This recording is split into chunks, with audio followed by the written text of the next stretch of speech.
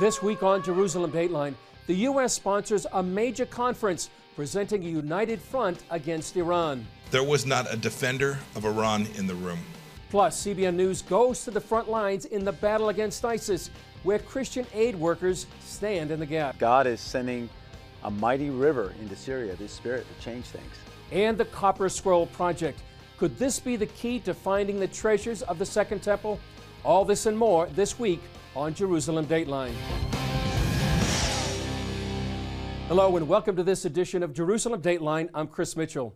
Vice President Mike Pence and Secretary of State Mike Pompeo sponsored an international conference along with Poland that targeted Iran's threat to the Middle East and to the world.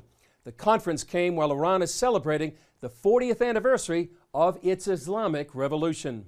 40 years after Iran became an Islamic republic, the world is standing up to this major global threat. Vice President Mike Pence and Secretary of State Mike Pompeo joined other world powers to confront Iran's growing influence in a major conference. Pompeo says there's no peace without confronting Iran. You can't achieve peace and stability in the Middle East without confronting Iran. It's just not possible. There are malign influence in Lebanon, in Yemen, in Syria, and Iraq. Pompeo said the nearly 70 nations at the conference agreed on the Iranian danger. There was not a defender of Iran in the room. No country spoke out and denied any of the basic facts that we all had laid out about Iran, the threat it poses, the nature of the regime. It was unanimous. Recently, Iran threatened to level Tel Aviv. Israeli Prime Minister Benjamin Netanyahu responded that would be the end of the Islamic Republic. I don't ignore the threats of the Iranian regime, but neither am I intimidated by them. If this regime makes the awful mistake of trying to destroy Tel Aviv and Haifa, it will not succeed. However, this would be the last anniversary of the revolution that they celebrate. They should take this into account. Iran at first dismissed the conference, but when a deadly terror attack killed dozens of Iran's Revolutionary Guards, the regime suggested the world powers are behind it. Is it no coincidence that Iran is hit by terror on the very day that Warsaw Circus begins? Netanyahu said the conference marked a first, with Israel standing alongside its Arab neighbors in the Middle East. Yesterday was a historical turning point. In a room of some 60 foreign ministers and representatives of dozens of governments, an Israeli prime minister and the foreign ministers of the leading Arab countries stood together and spoke with unusual force, clarity, and unity against the common threat of the Iranian regime. Those attending the conference in Poland want to stop Iran's expansion in the Middle East and to blunt the leading sponsor of terror in the world. One place in the Middle East that faces the danger of Iran is in northeast Syria. The people of this area have nearly defeated the Islamic State after a long battle, but now they face the threat of Iranian-backed Shiite militias on their border. We spoke with a spokesman of the Syrian Democratic Forces about this menace when we visited northeast Syria. The Iranians, and with the support that they are providing to the Syrian regime and with the thousands of foreign militias who they brought here and who are now waiting on the southern shores of the Euphrates River, who are ready to invade those places anytime the U.S. is going to leave. Of course, they are making a threat for the world people and even for the Christians. The Syrian Democratic Forces have been at the forefront in the fight against the Islamic State. ISIS once controlled an area the size of Great Britain across Syria and Iraq. Now they've been pushed back to barely 2 square kilometers. And Defense Department officials say the end of the terror group's reign is only days away. CBN contributor Chuck Holton is on the front lines in Syria and brings us this report about how one Christian ministry is bringing practical aid and spiritual hope. Here in southern Syria, within sight of the Iraqi border, U.S.-backed Syrian Democratic Forces have set the stage for the last stand of the ISIS caliphate in that country. The fighting has been brutal, and while the SDF have tried to evacuate civilians from the battle space, ISIS has thwarted those efforts by using up to 10,000 civilians as human shields. For those who do escape, however, their ordeal is far from over. So this is the Syrian Defense Forces checkpoint about a mile from what they call the forward line of troops, the front lines.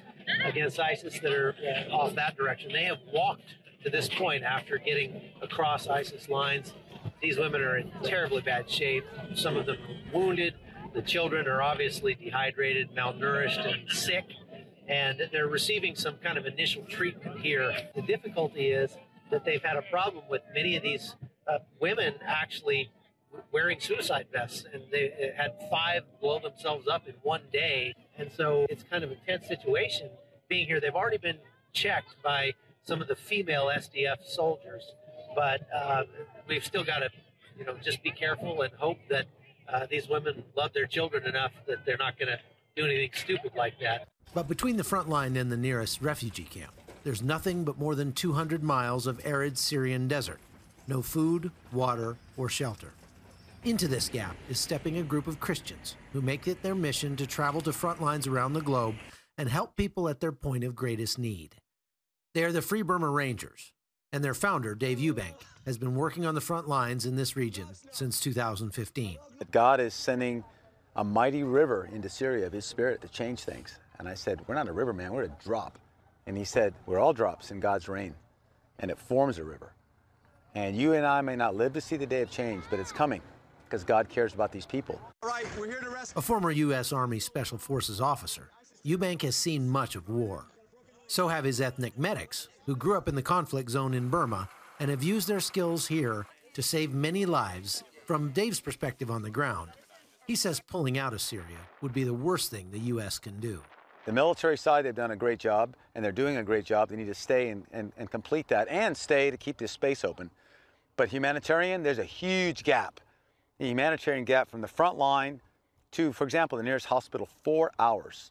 So you could be shot up there and then take a whole day to cross, another day to get here, then 4 more hours before you get to a hospital. So what the U.S. could do, practically, is set up field hospitals to support the Syrian Democratic Forces to improve their ability to save lives. Those who arrive here are often gravely injured, like this taxi driver whose home was hit by a bomb as he and his family were sleeping.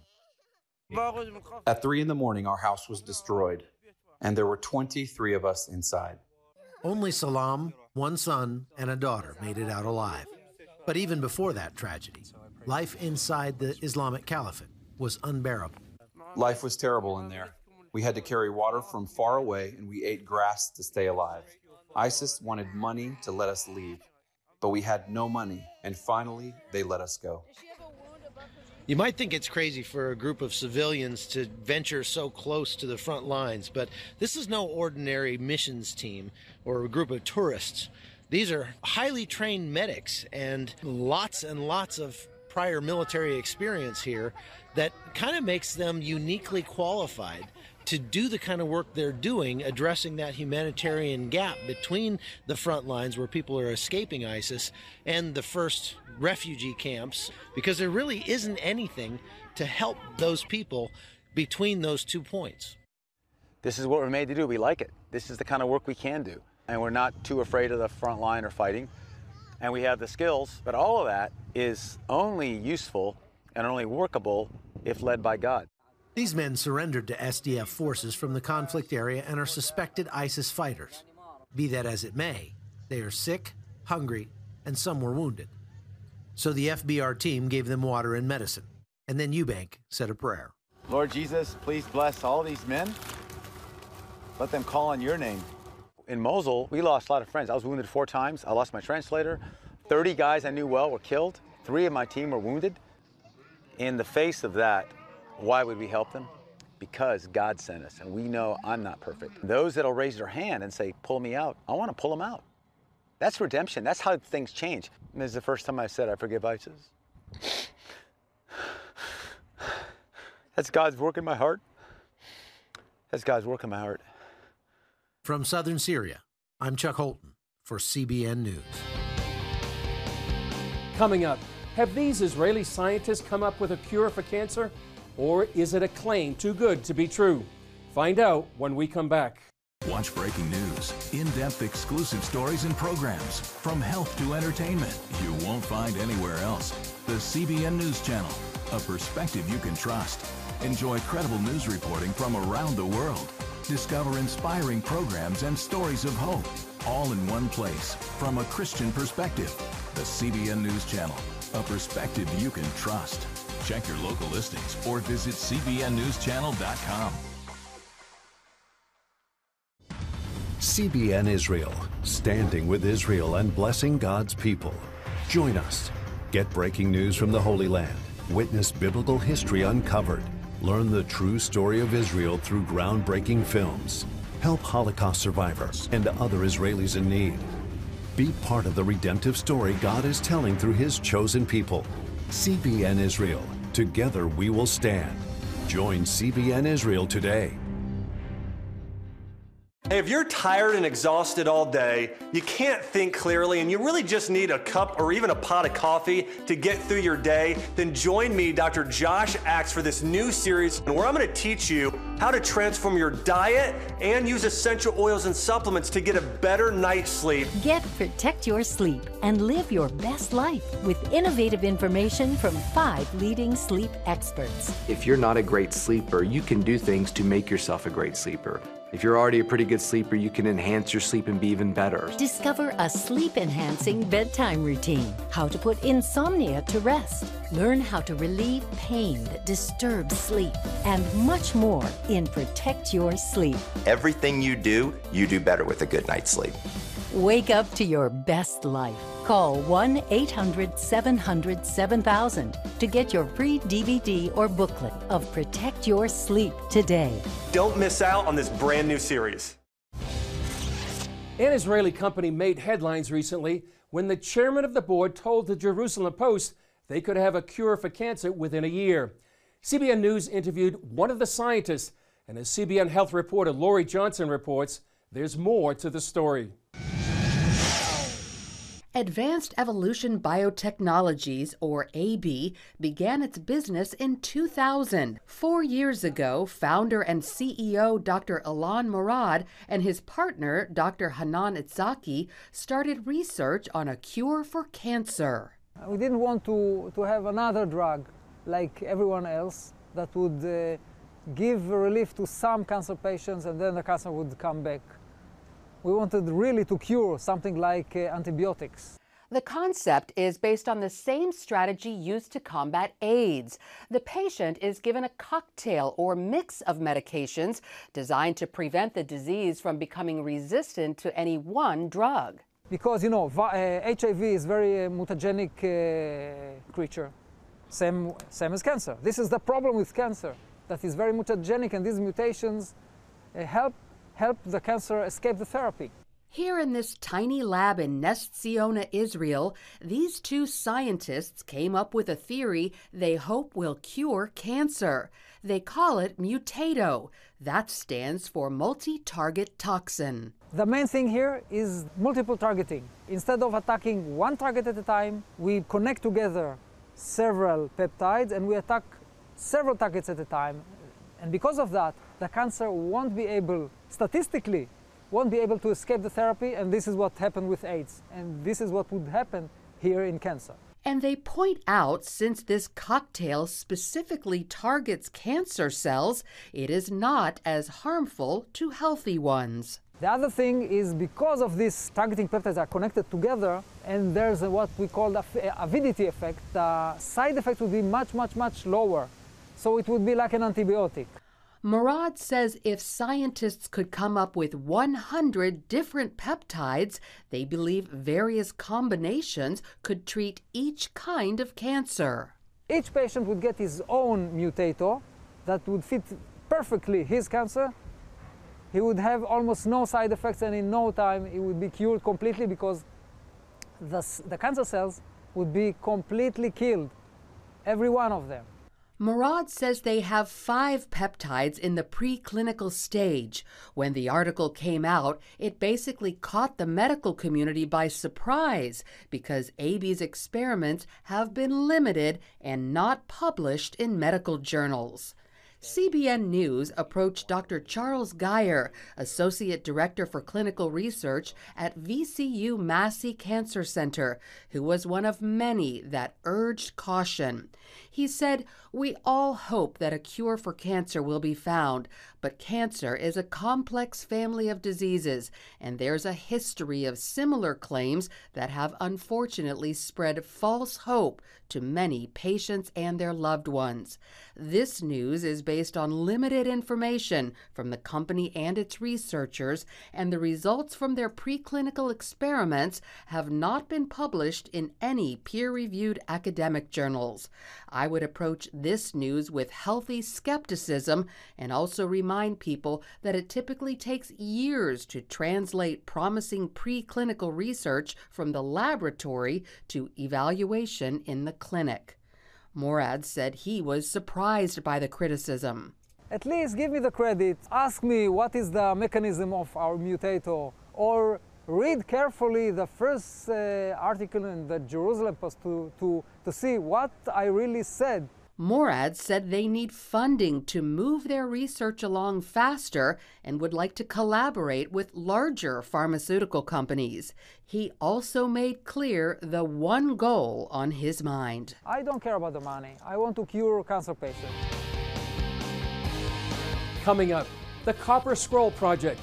Could this be a key to finding the lost treasures of the Second Temple? Prophecy thousands of years old. We were called to be a light to the world. Being fulfilled today.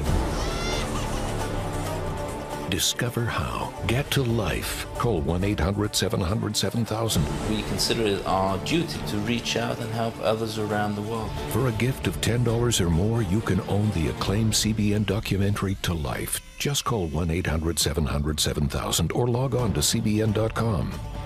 To treat a human, no matter what he is, which religions he has, which color he is, this is what I'm doing. See how the people of Israel are fulfilling prophecy. History is being written, and I want to be a part of it. By sharing their knowledge. In Africa, in Asia, in South America, in East Europe. And their love. This is how we work. This is us.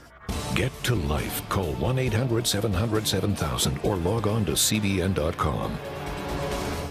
How'd you like to get a redo on your health, on your body, on your arteries, so you could have the energy you had 20 years ago? The great news is you can.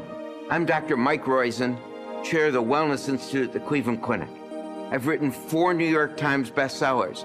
But even better than having to read all that, you can listen to this DVD and watch it. Protect your heart? Yes, you can. Here's how.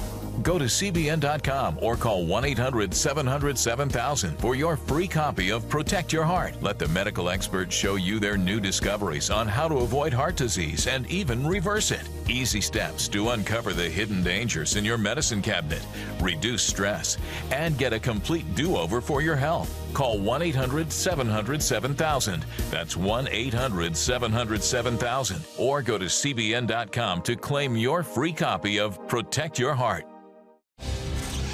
Have you ever wondered what happened to the treasures of the temple when Jerusalem was conquered by the Romans nearly 2,000 years ago?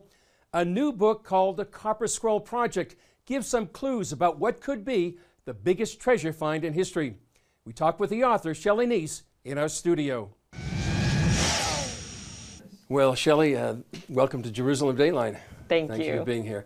You've written the Copper Scroll Project. It's been a long-term project.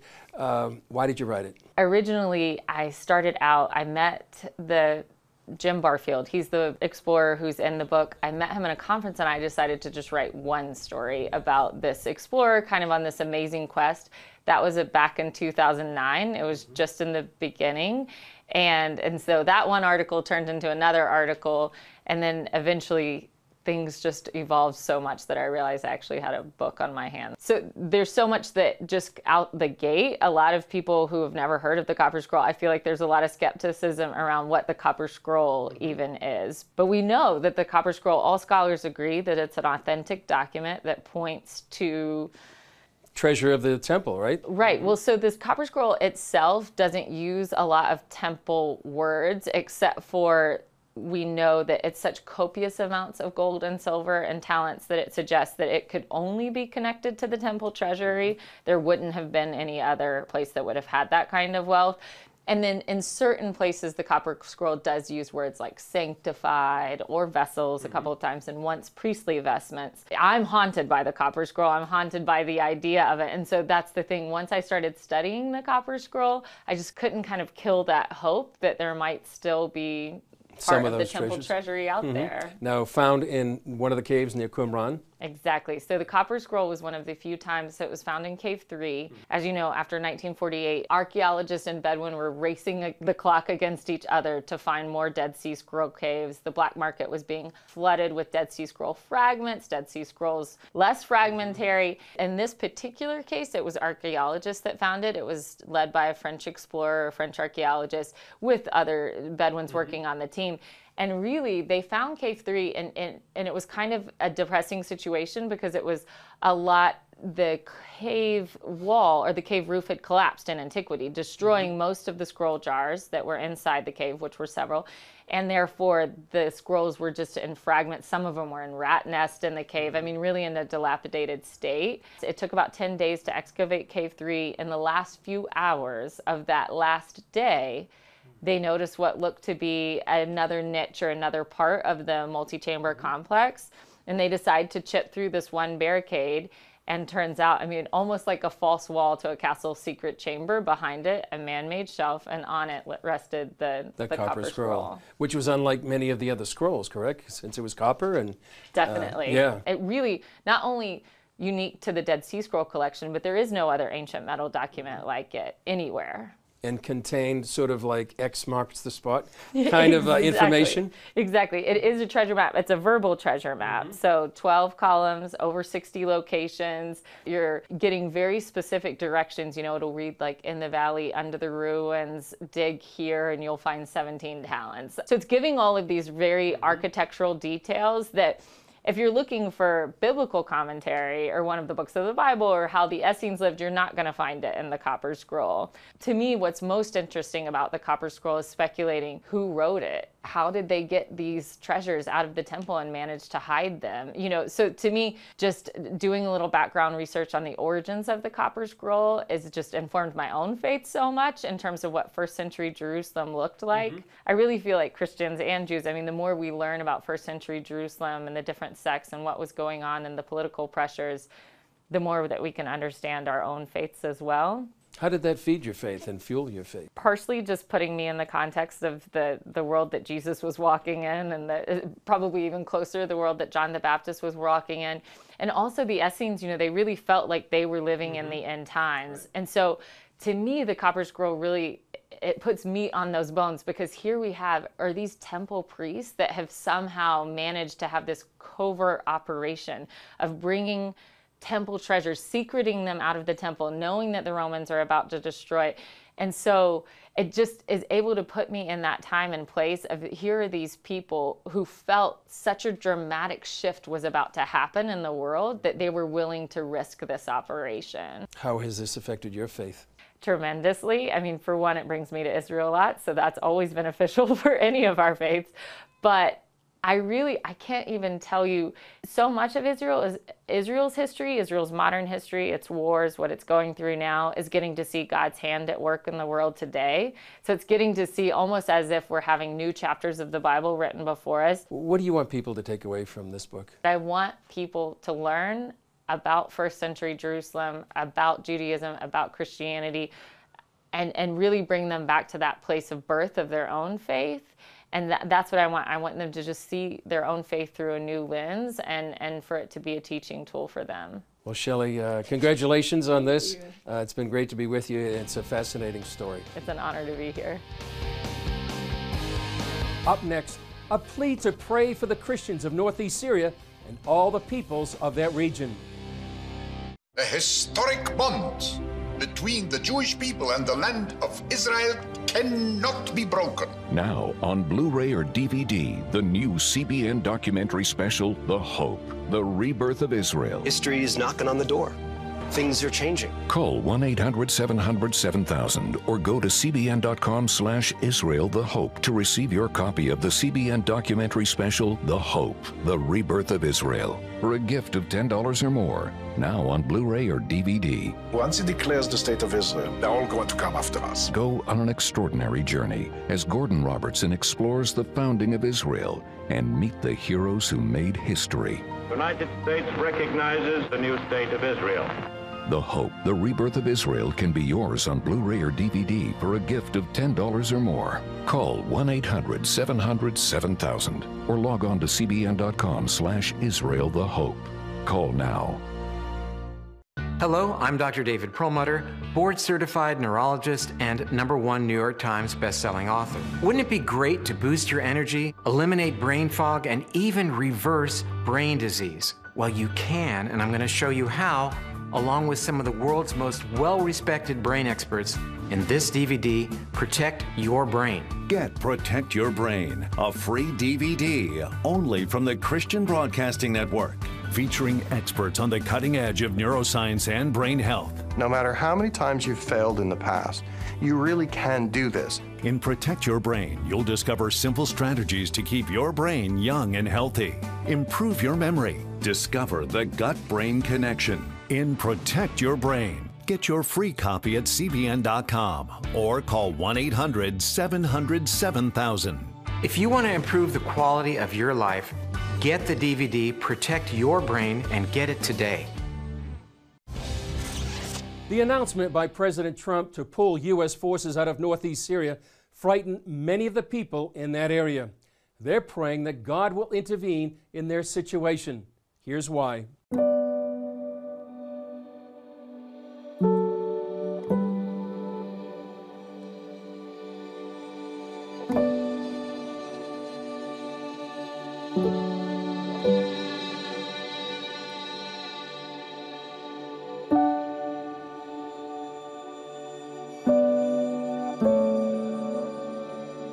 My cousin was in the house. There were a group of people with weapons that entered our neighborhood and they were stealing. So my cousin went out and asked them, "What are you doing?" So the man with weapons attacked my cousin's house and shot and killed his son. Turkish President Erdogan has threatened a similar campaign into northeast Syria. We have seen and we had reports about several cases of kidnapping, killing, stealing the property of the Christians, or kidnapping them, asking for ransom, or killing them. Please pray for these people, this region, and the future of one of the most strategic places on earth, from the Tigris to the Euphrates, at this time in history. Please do pray for the people of northeast Syria. We met with many of them and found them to be warm, hospitable, and folks just like you and me. Yet they're facing a life-threatening situation. Also this week, we'd like to thank the Daystar Network for carrying Jerusalem Dateline. We're excited about this opportunity to report to you here from Jerusalem, Israel, and the Middle East, and to be like the sons and daughters of Issachar, who, like the Bible says, understood the times. Well, that's all for this edition. Thanks for joining us. Remember, you can follow us on Facebook, Twitter, Instagram, and YouTube. I'm Chris Mitchell. We'll see you next time on Jerusalem Dateline.